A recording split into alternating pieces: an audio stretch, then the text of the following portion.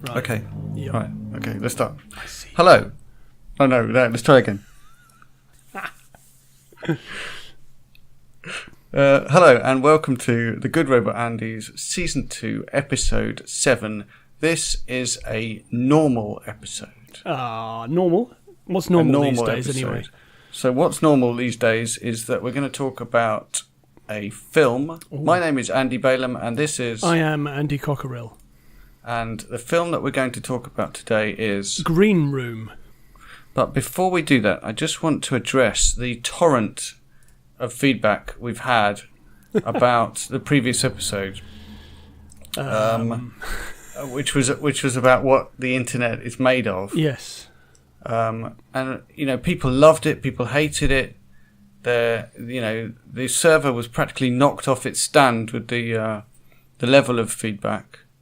But please do keep it coming in. Yeah, keep it coming because there's been so much feedback that we can't actually address it all on this show. Or indeed make any of it visible to you in any way. Yes, there is that as well. But yeah, if you were bored by the episode about what the internet's made of, let us know. If you loved it and you want more of that and less of this, let us know. We've got topics we could cover, like cryptography, Linux, open source, Raspberry Pi, how to make a website. Can you eat a Raspberry Pi? You can. But don't come crying to us. If you do. You have to go to hospital afterwards. That's it. That seems reasonable. Okay. But let's continue with this film. Green Room. So normally what I would do here is I would guess the plot of the film based purely on its title and knowing nothing about it. Yep. In this case, I know exactly what it's about. It's a quirky hospital drama set in the safe area of the Allied forces in Iraq. That'd be Green Zone you're thinking of. Yeah, apart from the hospital drama bit. Okay. Is it a Disney film? Is it a rollicking story? It's not a Disney film. What I've done there, cleverly, is I've combined the plots of two other things that start with green. So one of them is Green Wing, and the other one is Green Zone. Yes. Yes. Well, I admire your pluck, Mr. Balaam. Do you? But you're wrong on this occasion. You're very, very, very wrong. I thought for once I got it right. Indeed. Well, actually, thinking back to season 1, I think the one that you got very close to the mark was Nightcrawler, that you said was a lot like Repo Man. I said it was a Disney film. No, you didn't say it was a rollicking Disney adventure. It was a quirky take so on wrestling. No, that was Foxcatcher. Okay, yeah. That you said was a Disney film about people who are catching foxes. Catching foxes, yeah. Yeah.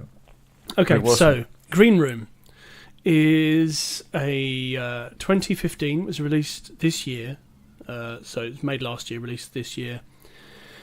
American horror film, written and directed by Jeremy Saulnier, who previous to this film made one other feature film called Blue Ruin.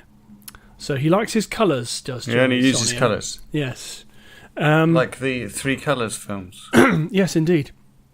They only use colours. And so Green Room is about a travelling hardcore punk rock band in the style of someone like Black Flag. I really didn't think... So seriously, I thought it was going to be some kind of worthy drama set in the green room of a TV studio. Are you disappointed now? No, I'm quite interested. Okay, no, I was all set up to be a little bit bored. This is right up your street. Right. And hopefully our listener will enjoy this too. So it's... we had one. If we had any. It's about travelling hardcore punk rock band who are sort of touring the Pacific Northwest of America. So we're talking like Washington State, Oregon, Northern California. And they play a few gigs and they're not getting very, very much money, and it's all a bit of a drag. And then they come across this guy who gives them a tip for a gig, which doesn't go very well. They don't get paid very much money. And he says, look, to make it up to you, I'll give you this gig. It's in the middle of nowhere. I've got to warn you, though, it's braces and laces. That's that's the euphemism he uses, which we would know as a skinhead. I see. Bar, braces and laces. Okay. So, braces and DMs. Right. And but they're a hardcore punk band. Yeah, It's but they're not outside of their... It's not entirely outside of their thing, but they're not that happy about it. But he does say that there's a lot of money in it. They just need to go along, play their stuff, and leave. And everything will be fine. Yeah. So Duck when the bottles fly. Yes, exactly. So the cast includes Anton Yelchin, who very, very sadly died this year. Young actor. He played the role of Anton Chekhov in the rebooted Star Trek. Anton Chekhov? Yes. Didn't he write plays? Hang on. Maybe his name isn't Chekhov. No. So, yes. Ensign Chekhov. Maybe his name's not Anton. Ensign. Yeah. Yeah. Chekhov wrote The Seagull. Indeed, he did, yes. It means nothing. Don't try and figure out what it means. I've seen the play of The Seagull. It indeed means nothing. Yeah. Yes. It's almost nihilistic in its nothingness. Yeah, it's rubbish. It is, yes. Maybe our listener will write in and say it's not rubbish. It's not rubbish. So it features Anton Yelchin, an actress, British actress called Imogen Poots, who's been in some pretty good films, actually. She was in Michael Winterbottom's film about the life of Paul Raymond, who was a famous purveyor of smut in London's West End during the 1970s and 80s. Okay. She played his daughter in that film. He was played by Steve Coogan, actually. That's a good film. It's called The Look of Love. That's a good film. She was also in a film called... now I'm struggling to think what it was called. It was one of two films about the Ninth Legion in Scotland, sort of that got lost in Scotland. And one of them had Michael Fassbender in. You love him. I do. Yes. You're always on about him. I know. Yeah, I've got a man crush on Fassbender, on the Fass. So, she was in that as well. All right, don't tell me what the Ninth Legion. All right, go. Okay, come on. So, come on, get on with it. It also. So, features, what character is she? She plays a sort of lonely woman who is viewed by locals as being a witch. But in this film, in Green Room, right? Yeah, that's what I'm really wanting to focus. Okay, so in Green Room, she's a girlfriend of one of the skinhead types. Okay. Yeah. Who we're going to meet soon. Who we are going to meet soon. So but the singer in the band is not really on board with just going along and playing a set and then leaving. Okay. He wants to go there and shake things up a bit because All right, he wants to show them. Yeah. So they play punk. In the first track they play is a track by the Dead Kennedys. Okay. Called this isn't the actual title. I'm sure our listener can figure out what the actual title is. Nazi punks, please go away.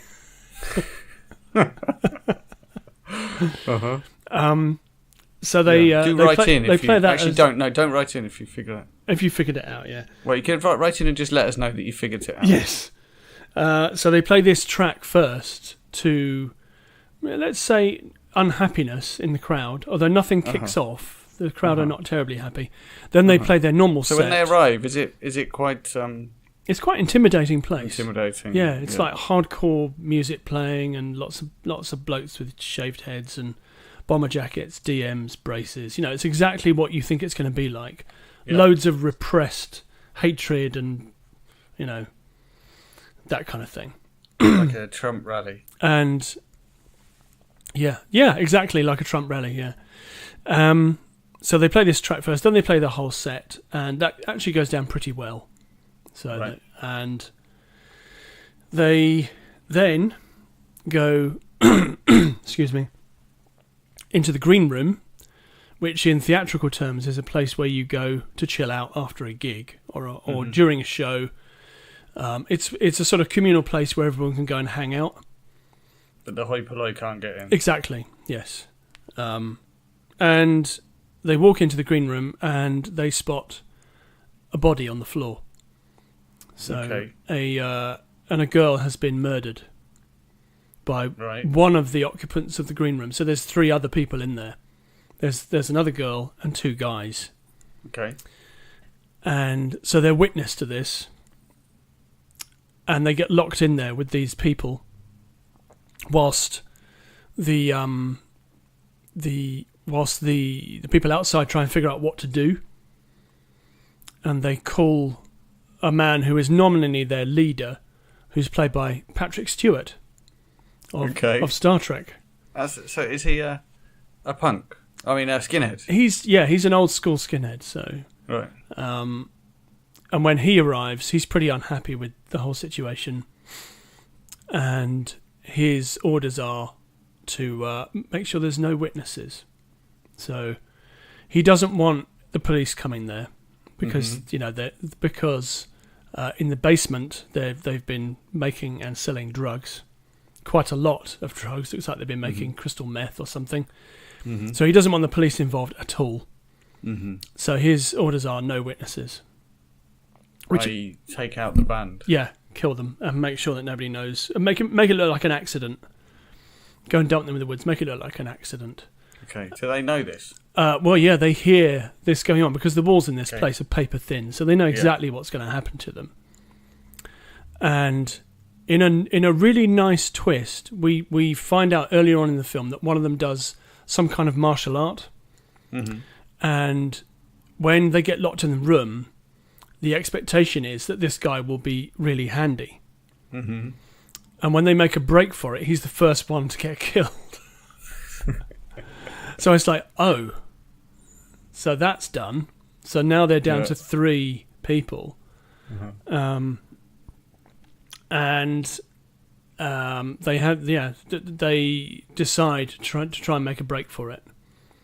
Okay. And fail to do so. One of them gets killed. Actually, 2 of them get killed. One of them gets shot. Another one gets his throat ripped out by a massive dog. And the other 2 run back to the green room and try and find a way out whilst they're in there. And they spot what they think is daylight underneath the floorboards. So is this like a thriller? It's a thriller / horror movie. So I'd call it a survival horror film. Okay. So I think it's in the same kind of ballpark as something like Series 7? Series 7? Yeah. Well, don't go comparing just anything with Series 7. Yeah, no, it's good. It's that good. So it's in the same kind of ballpark as that, I think. Listener, I'll talk about that later. Okay, and also as things like Battle Royale as well. Yeah. So the skinheads are kind of a generic scary bad guy, like in I Know What You Did Last Summer or something. Yes, but there are they're not all bad. So there's one guy. Okay. There's one guy who doesn't really want to have anything to do with this because he knows that, well, it's just completely wrong to be doing what they're doing. To kill people. Yeah, exactly. So there's one guy. In fact, there's more than one guy who's on their side. Okay. But there are, let's say, the majority of the neo-Nazis are on Patrick Stewart's side. Not good guys. Are not good guys. Yeah. We should make a motivational poster of that. Yes. So it then ends up with just Anton Yelchin's character and Imogen Poot's character. They're the sole survivors. And then he tells a story, a really chilling story of going paintballing one day and facing a bunch of former Marines who'd been on a tour of either Afghanistan or Iraq. And they're now doing paintball. And he just said they were absolutely terrifying. They just took everybody out really quickly. No hope of no hope of hitting them at all. Yeah. And he says, there was this one guy who was with us who just completely lost it in the second round and just went flying at them with everything he had, and he managed to take out a few of them. And he said, and I think that's what we've got to do. Because got a berserk. Because we just don't have a chance against these people. So that is their that's their sole way out, is to just go really extreme and over the top. Right. which does pay off for them. So they do manage to get away, and they survive. And I'm kind of not. Although I am spoiling what happens in this film, I'm trying not to spoil it too much because there's a lot of thrills and a lot of really good stuff in it. Right. So I'm kind of shying away from spoiling it too much about how they get away and that kind of thing. I really want to talk about the tone of it and what a quality piece of work it is. Okay. In that, as you and I agree on sort of stuff with films, is that it's about one thing. It's a really simple story. Right. Like John Wick. Exactly. Yeah. So it executes that to perfection. Right. And Jeremy Saulnier, who's the director of this, his previous film, as I said, was a film called Blue Ruin, which is very well liked. It's got very good reviews and ratings and that kind of thing. And I think I have seen Blue Ruin, and I think that although it is very good as a debut, it's a bit uneven, and it's a little bit unfocused in places. And that's not really to do with like the quality of the script or the direction or anything like that. It's just that it doesn't hang together quite well enough for me personally. Right. But Green Room, on the other hand, once the premise is, solidifies, it's absolutely single-minded from that point on. Right. And you are in no doubt that the people that they're facing are a formidable, single-minded force. So it turns out that they're not. There are chinks in the armour. There are people who are going to help them out because they realise that it's all wrong. Killing people is wrong. Performance-wise, Patrick Stewart, who has done sort of bad guy extreme roles in the past that I haven't seen, but I'm aware that they exist. Have you seen his Pharaoh? His what? Pharaoh. No, I haven't. Yeah. What are you referring to there? He played Pharaoh in some random TV movie. Oh, really? That I saw. He's wearing eyeliner. Right. And it's very fetching. Is he any good? It's just Patrick Stewart. Yeah, okay, fair enough. So, I mean, it is just Patrick Stewart in this, but if you could imagine, he, in terms of things like Picard and Professor X in the XMen series. Oh, yes, of course. He plays... Have we talked about how I don't buy X-Men at all? No, we haven't, but let's move on to that in a minute. So, if you could imagine that kind of... that benign authority, but he's a good guy. Right, yeah. And then translate that into a neo-Nazi whose authority is not benign and is most definitely a bad guy.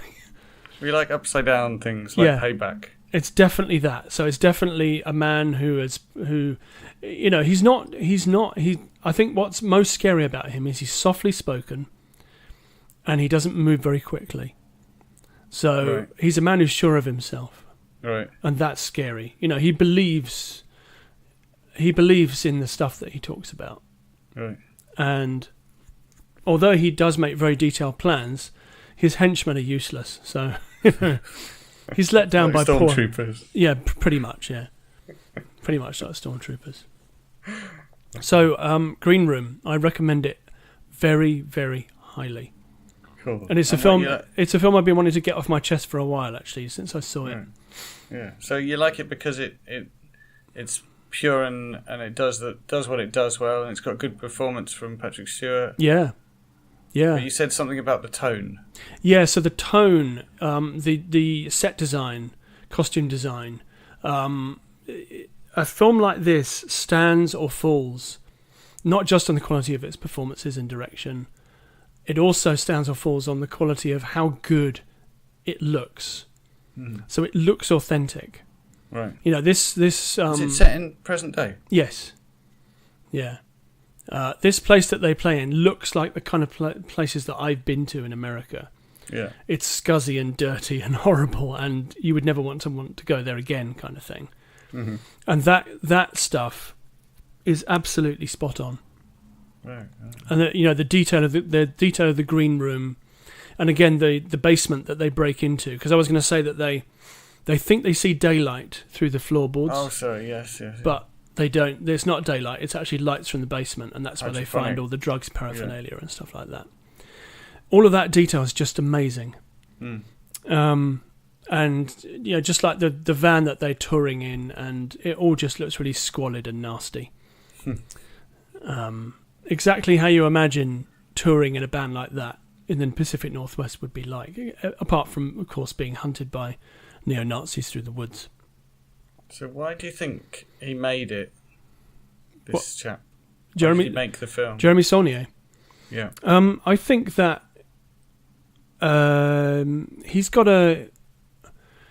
he seems to have a bee in his bonnet about vengeance and sort of how pointless violence is, and how it doesn't really lead to anything. So I'll give you a little potted plot of Blue Ruin, which is his previous film. So the sort of anti-hero of the piece is a guy who is not a killer. He's not a psychopath at all. But his family, or some of his family, have been killed by a man, and he hears that this man is out of jail. So he decides to go after him. But he's not a killer. And he just makes an almighty mess of everything that he does. And you should talk to Mel Gibson. Exactly, yes. Out of Payback, not just Mel Gibson. No. So, Blue Ruin is about how vengeance is just a waste of time. Right. And won't actually bring you peace and quiet. And, Green Room, the stupid thing that they witness in the room just turns out to be, this young woman was killed for nothing at all. It's just ridiculous. And then the whole situation just spins out of control. So the two films are very similar in that regard. Right. He has a thing for saying that violence is just pointless, vengeance is pointless, and then seeing how far you can go with that. Right. How far you can spin that out into a very effective film. So when you say survival horror, I think... I think of I Know What You Did Last Summer, I think of Nightmare on Elm Street. Okay, so it's not supernatural. That's one thing. So it's nothing like that. I'm trying to think of a non-supernatural. I mean, Saw, I suppose. Right. I haven't seen Saw. You haven't seen Saw. So that's okay though. It doesn't mean you can't use it as an example. I use that as an example. Maybe without the blood and gore, but certainly the sense of terror and the single location is definitely a factor there. So that's interesting. Something because I had my silly guess, and actually what I should have done is had my real guess. I thought it was going to be too close to the mark, but my real guess was some kind of intense actorly play about actors in the green room at the theatre in Stratford-upon-Avon. Which is your nemesis. Yeah. But actually, very much in my head about that was that it was going to be a single location. Okay. And it is largely a single location. So I would have been a little bit right. Yeah. So I think once they get to the skinhead bar, I'd say that 70% of the action takes place in the green room. So they have occasional forays out of there. They go back there, and then the climax of the film takes place somewhere else, not in the green room. Did I tell you that we did watch the film about the guy who's buried somewhere in Iraq? Oh, Buried, with Ryan Reynolds. Buried. I really loved that film. That is tough. It is a tough watch, though, isn't it? It is tough. Yeah. No, it's terrific. I think he's really good in that. He really sells the premise, doesn't he? Yeah. I mean, I was never out of the moment at any point. I was always right in the moment. It's just that I didn't really want to be. No, it is. I mean, obviously, very cheap. I should think. Yeah. You could shoot that on a soundstage somewhere, a very small soundstage. Yeah. In fact, you could shoot it in your front room because all of the other stuff is done using voice acting. No spoilers though, not for that. But yeah, I think bleak, more bleak, bleak, more bleak. Yeah, but no spoilers. No spoilers, no. It plays out how you think it might. Cool. Okay, so we have a question. Then we've got a couple of threads to pull after that. Okay. First, the question. Yes. What's the point of it? Why is the world better because it exists? Why is the world better because of Green Room? It's a fantastic piece of entertainment. And there are too few films like this that are this good. Right. In the world. It's just well made. Yeah. Well made, well acted, story. Well designed, good story. It's short, it's 90 minutes, It sounds short. I assumed it was short. Right? Yeah. It's almost, and I almost say it's a piece of exploitation cinema in that regard. In fact, maybe it is actually a piece of exploitation cinema, but it's done very well. What does that mean? Exploitation cinema. So this sort of goes back to the 60s and 70s when people were knocking out cheapo films that featured violence and quite a lot of sex. So the kind of thing that Roger Corman was doing back in the day. Also Troma. To an extent, some of the stuff that Hammer films did as well. So, they would feature sex and violence and that kind of thing. And it was who's being exploited in this? The actors? Well, that's the thing. Yeah. So when I say it's like a piece of exploitation, it's the tone of exploitation. No, but in the original films they were called exploitation because presumably someone felt that someone was being exploited. Yeah. So usually it would be women. Okay, so it was the kind of moral lurid, lurid stuff. Wow. But these days, you would say that. Do you remember when Quentin Tarantino and Robert Rodriguez made that duo of terrible films, Planet Terror and Death Proof, they were called?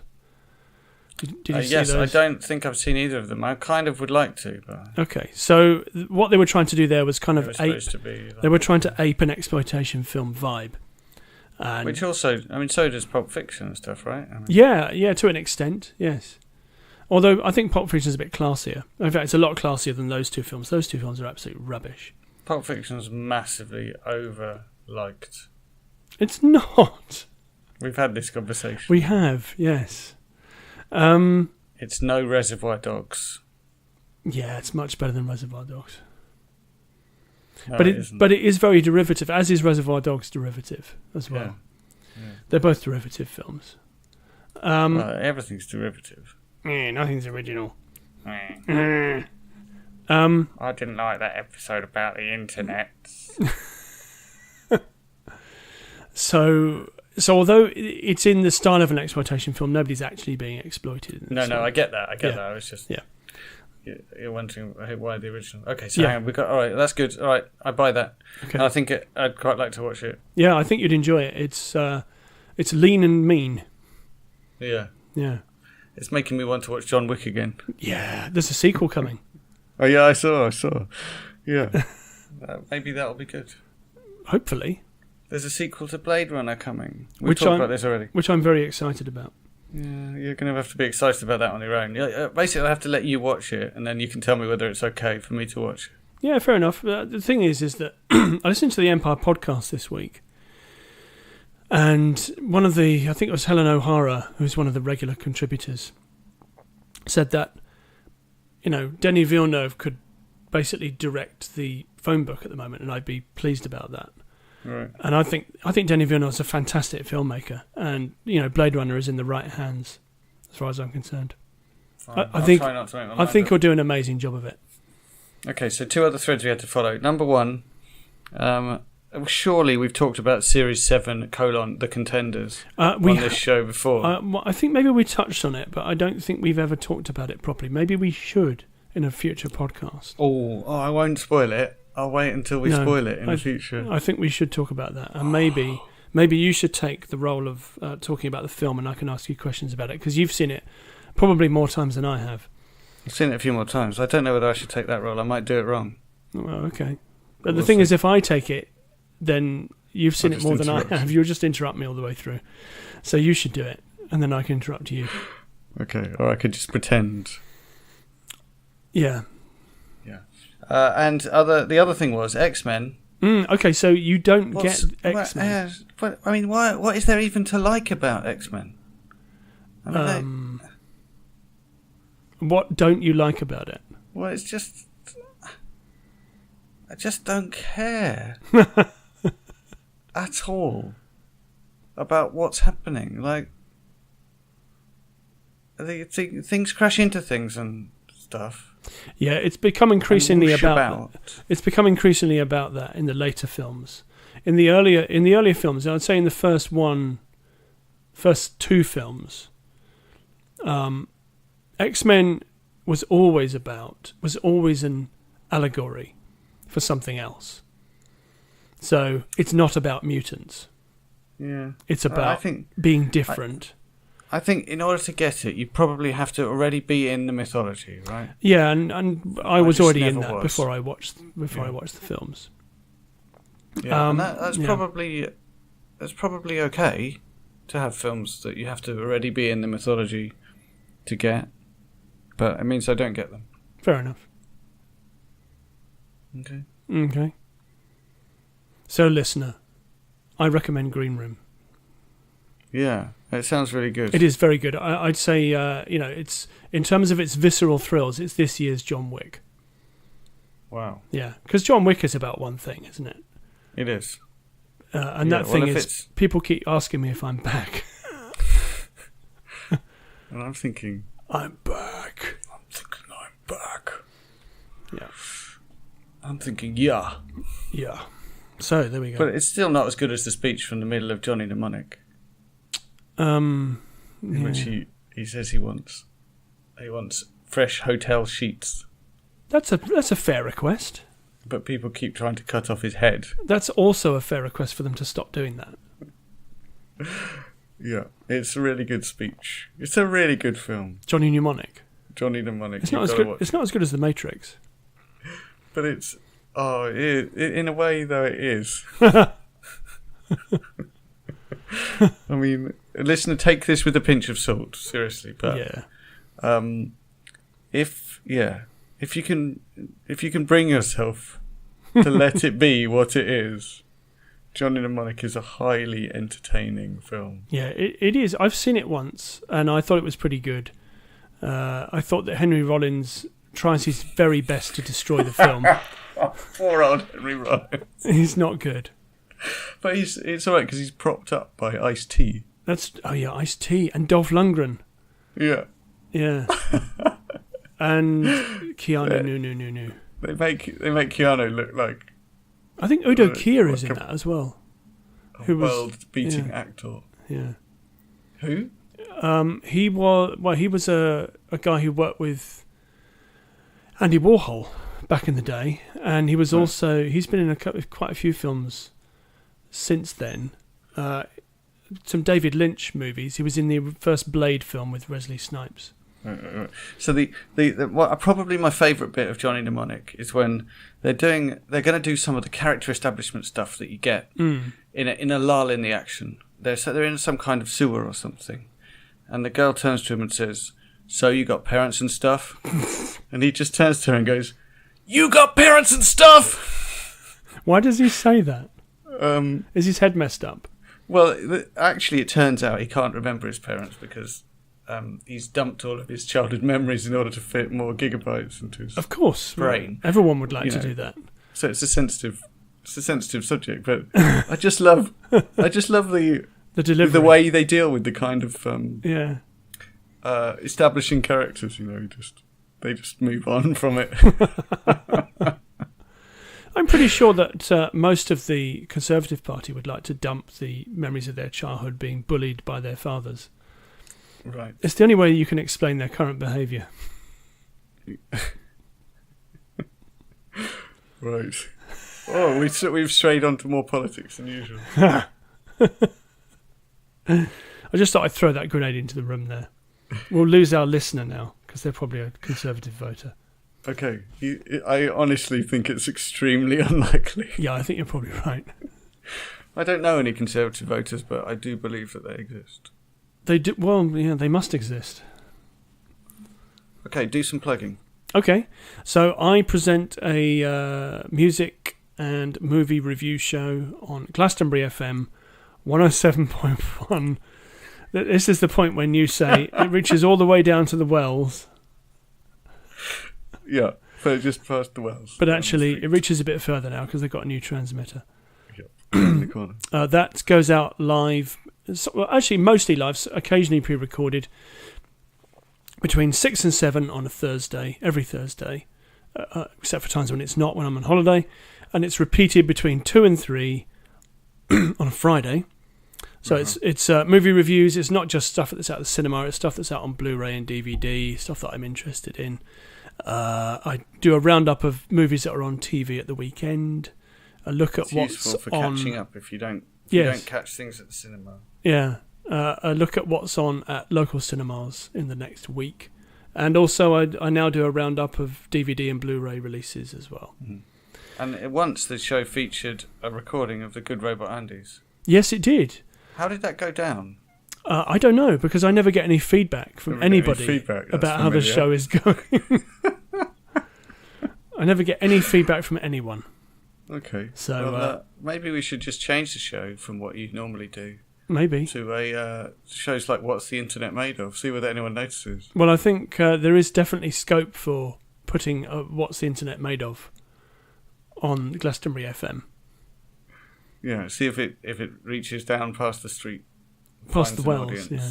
So it's not just on FM. There's a live stream as well. So go to Glastonbury FM. I forget the website name.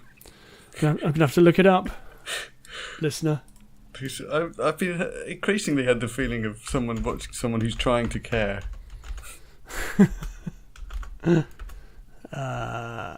It's glastonburyfm.co.uk. So the listeners. No, I don't like to do this because I like our listeners who listen to the podcast. Yes. To enjoy and feel included, but the listeners who are listening to our podcast on YouTube. Oh yes. Would have seen your face glow blue at that point. Oh really? Why? As you looked something up on the internet. So that was. Oh, I wonder if we can do that again. That was a privilege. Yes, there you go. How bizarre. There we go. So if you watch on YouTube, you too could see that. It's really not worth it. But I hear that the young people. No, it is worth it. Media YouTube is worth it. I'm not saying YouTube isn't worth it. I'm just saying watching us on YouTube is pretty much the same as listening to us, except you have to look at us a bit. I'll just finish plugging and then you can plug. Okay, so I do podcast highlights of the show as well, and I put selected reviews on The Tube of You, as you were just talking about. And does that have video? It does. Okay, I didn't realise that. Yes, it does. I confess I haven't watched these. So I take a camera to the studio and video myself doing reviews. But you shouldn't sound like you don't care. You do. Yeah, this is a good show that people are interested to watch, and they can access it through the internet. They can through the internet. Yes, now that we talked about how they work. Now that they know how they can do it, yeah, and how the internets are run by governments and universities. Yeah, although actually I looked that up afterwards. It seems like it's mostly run by companies, and I was wrong about that. Companies? That's even worse. Yeah. Well, who else are they going to be? Those are your three options. The thing is, if it's governments and universities, they're so incompetent that they won't be able to do anything with it. But companies would actually try and exploit it in some way. I think it's mostly owned by people like Cisco. Oh, okay. That's terrible. Like. Yeah, that's worse than I thought. Although I think that what I read was probably quite US centric, so I'm pretty sure quite a lot of the backbone in Europe. It was originally established in universities, and I think the universities still play a significant part. Yes. My plugin. Yeah. Go.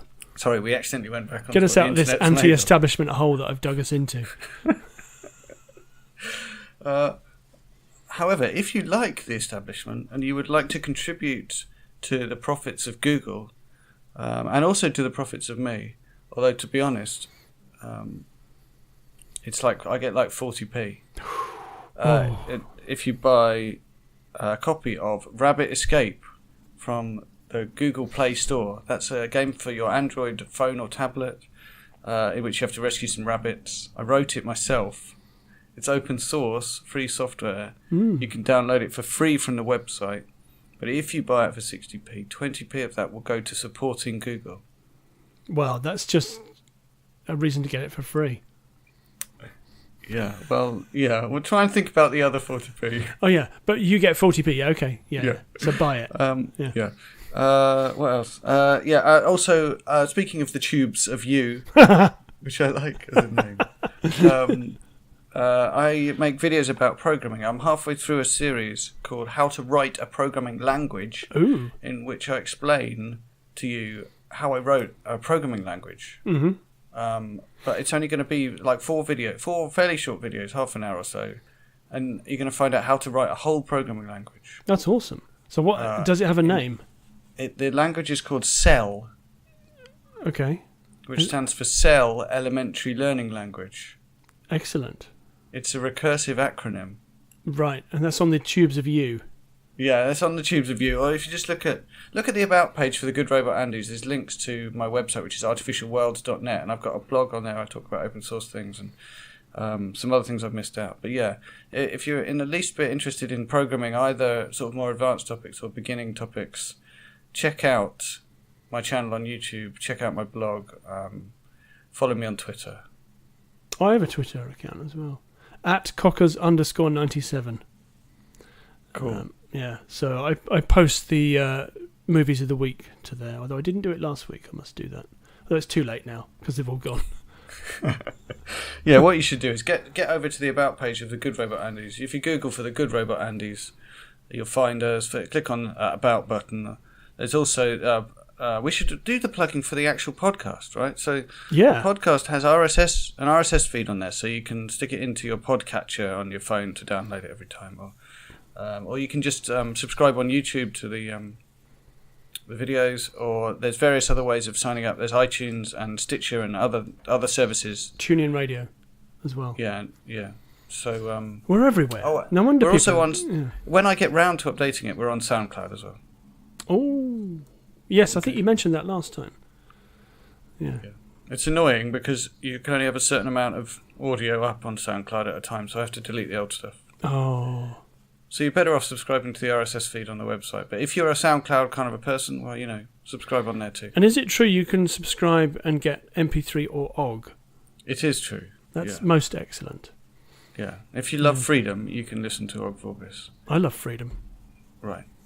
Yeah. If your device doesn't support OGG Vorbis, you can subscribe to the MP3 feed and hate freedom. My device plays everything. I'm Batman. I'm Batman. Right. Well, we've gone well beyond what was at all in the least bit interesting or entertaining to listen to. Indeed. That must be it. So that's it. See you next time. Goodbye.